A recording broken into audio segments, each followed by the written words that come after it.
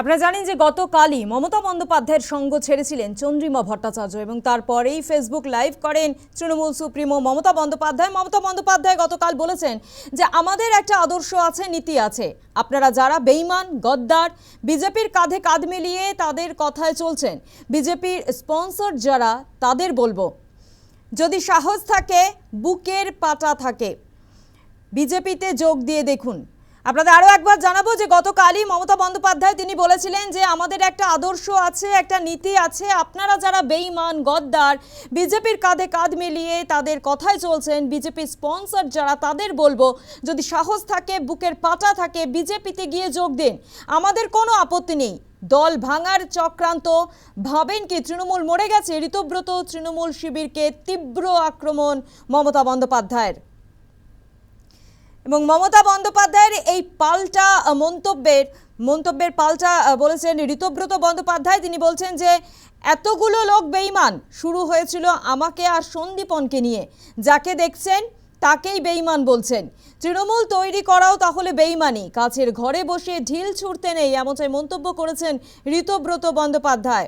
আপনাদের প্রথমেই শোনাবো যে মমতা বন্দ্যোপাধ্যায় গতকাল চন্দ্রিমা ভট্টাচার্য দল ত্যাগ করার পর কি বলেছেন।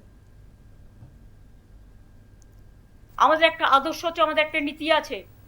আপনারা যারা বেঈমানরা, গদ্দাররা, বিজেপির কাঁধে কাঁধ মিলিয়ে তাদের কথা মতো চলছেন, বিজেপি স্পন্সর যারা, তারা আমি বলবো, যদি সাহস থাকে, বুকের পাটা থাকে, যান গিয়ে বিজেপিতে গিয়ে জয়েন করুন। আমাদের কোনো আপত্তি নেই।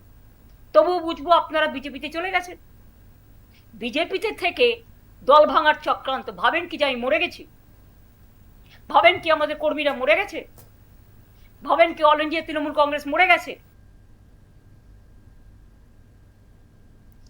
পাল্টা ঋতব্রত বন্দ্যোপাধ্যায় তিনি বলছেন যে এতগুলো লোক বেঈমান, শুরু হয়েছিল আমাকে আর সন্দীপনকে নিয়ে, যাকে দেখছেন তাকেই বেঈমান বলছেন। তৃণমূল তৈরি করাও তাহলে বেঈমানি, কাছের ঘরে বসে ঢিল ছুঁড়তে নেই। কার টাকা কোথায়, কোন দেশে, কোন সাংবাদিকের ভাইয়ের কাছে আছে, সারদার টাকা না অন্য কিছুর টাকা প্রকাশ্যে আসবে। টাকা সাংবাদিকের ইউরোপে কর্মরত ভাইয়ের কাছে পাচার, তার তদন্তের দাবি জানাবো, এমনটাই মন্তব্য করেছেন ঋতব্রত বন্দ্যোপাধ্যায়। কি বলেছেন তিনি শোনাবো। ধরুন এত লোক বেঈমান, শুরু হয়েছিল তো আমাকে আর সন্দীপনকে দিয়ে।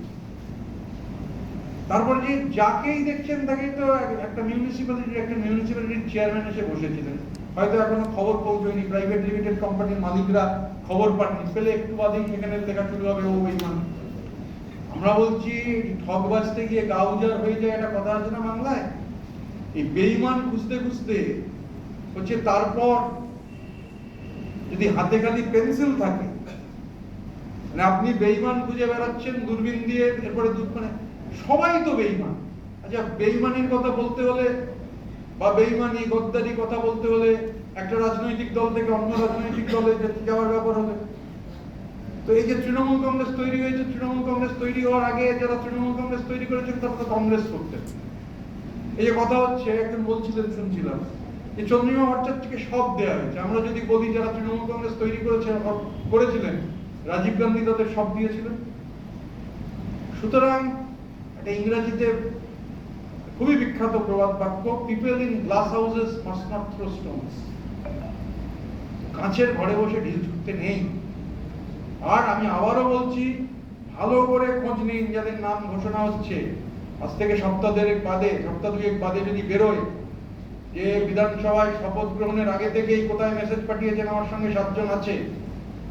আমি আজকে আরেকটা কথা বলছি, ভালো করে মানে দায়িত্ব নিয়ে বলছি, কার টাকা কোথায়, কোন দেশে, কোন সাংবাদিকের ভাইয়ের কাছে আছে, এগুলো কিন্তু এবার হচ্ছে ধীরে ধীরে প্রকাশ্যে আসবে। কোন টাকা, সারদার টাকা, অন্য কিছুর টাকা, সেই টাকা কোন সাংবাদিকের বিদেশে কর্মরত ভাই ইউরোপে, তার কাছে পাচার হয়েছে, আমরা তো তদন্তের দাবি জানাবো। সুতরাং সাধু সাবধান।